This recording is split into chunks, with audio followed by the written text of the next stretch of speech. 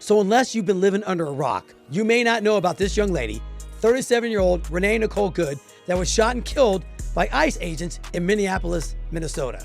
So what's happening is her vehicle was in the way of the ICE agents doing their job. Now, the ICE agents had the vehicle stuck in the snow from the Minnesota snowstorm that they had. And what proceeded after that was a cluster of events. So I'm gonna break down all the footage of the 3 angles that I saw, and I'm gonna break it down and show you what I think probably transpired for this event. Who was possibly to blame, and did the ICE agent act properly, shooting and killing this 37-year-old Renee Nicole Good. So the first scene here is, this is in a neighborhood. This is a regular suburban neighborhood. Now, I live in a suburban neighborhood in Florida. Last time I was in my suburban neighborhood, I maybe saw one, maybe on a good day, 2 people on the street walking their dogs. Now, this so happens to be a footage from a pedestrian just watching the scene, and we're gonna get into that a little bit more as I progress with this, but right now you see what's happening. That's her SUV right there, the maroon SUV, and she's blocking the roadway of the ICE agents. Now, this person is obviously filming this thing with his phone, and there's a couple of other angles as well, and there's a lot of other people on the street just so happen to be catching footage of all this going down. So the ICE agents are trying to tell her to stop. They're telling her to get out of the car. They're telling her to get out of the car, get out of the effing car, and she proceeds to back her vehicle up. Now, at this point, she's going forward. Was she trying to run an ICE agent over? I don't think so. But she's going forward, okay? Law enforcement officer, now however you want to throw it, ICE agents aren't cops. Let me tell you something. They're federal law enforcement agencies. The FBI is a federal law enforcement agency. The FBI tells you to get out of your car. You probably should listen to the agents, right? Well, these ICE agents were telling her to get out of her vehicle. And they asked her several times, approach her vehicle. One officer actually stepped in front of the vehicle to tell her to get out of the car, and she wasn't listening. So this is what happens after this. Shots are fired, ICE agency on the side there, and her car takes off. What the fuck? You gotta hear a bunch of people cursing. The guy recording this obviously was there for a reason. Dude, what the fuck? Her car crashed into another car. Obviously, the young lady was shot. So what happens? What we see now is the ICE agents told her to get out of the vehicle. She proceeded to put the car in reverse and then forward, and this is what happened after that. So you see this in slow motion. So the ICE agent comes up to her, holding on to the car. He's talking to the woman, asking her to exit the vehicle. Now pay close attention to this. This is very important. Now she's backing her vehicle up, and look at the wheels of the car.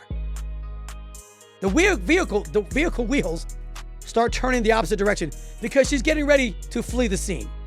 As you can see, there's an ICE agent right there. The gentleman that actually fired the fatal shot was reaching for his weapon. Now he's got his hand on his weapon, reaching for it.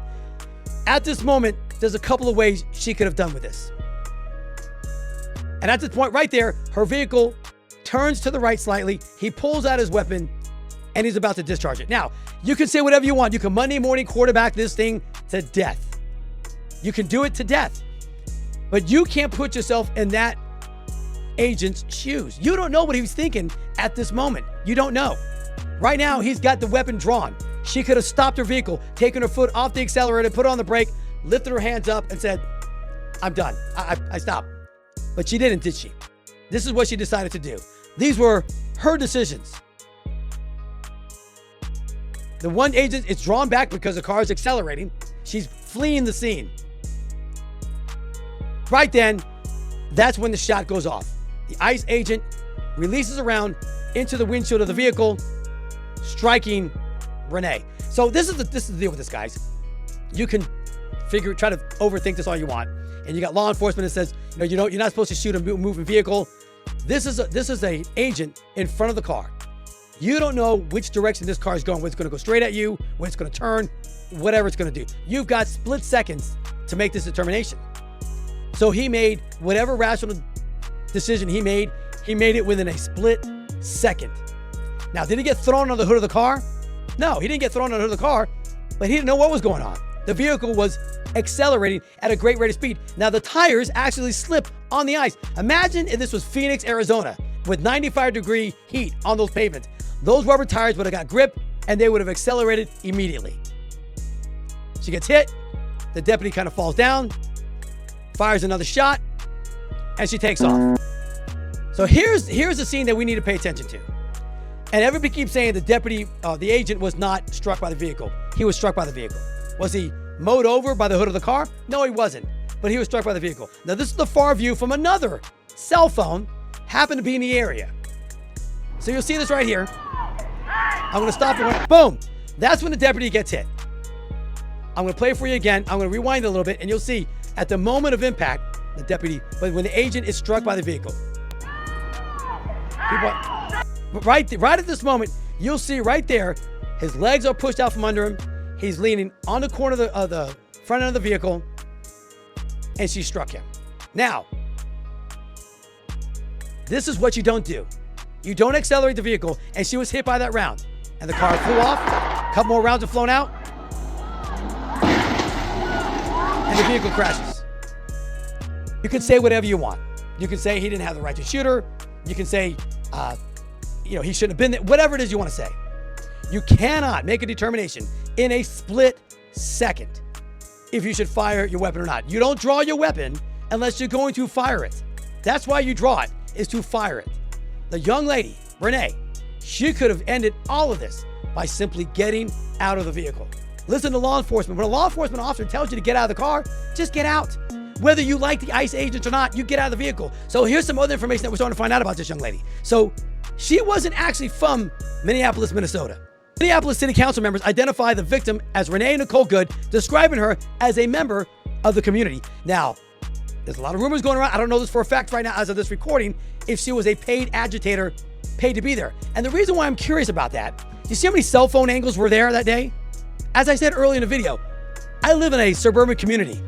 I don't see everybody on the street with cell phones walking around. I don't see anybody on my street. Maybe 2 people at the most walking their dogs. So to see that many phone camera angles is quite suspicious. But this is interesting.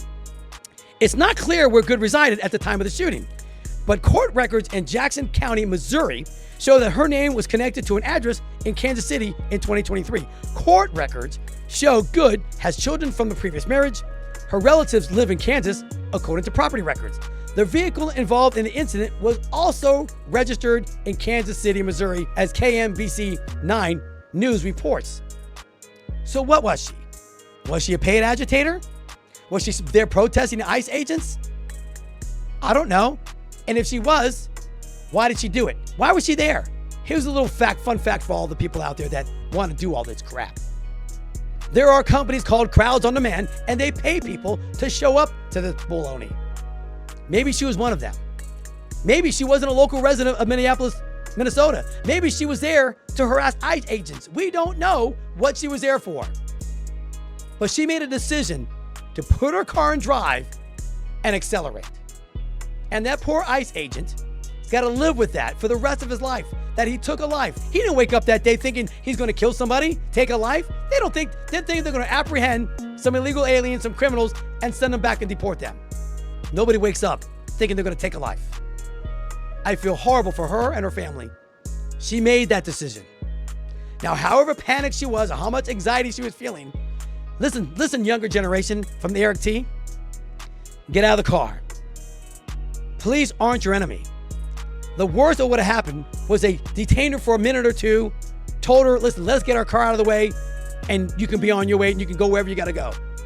But she chose to do the other.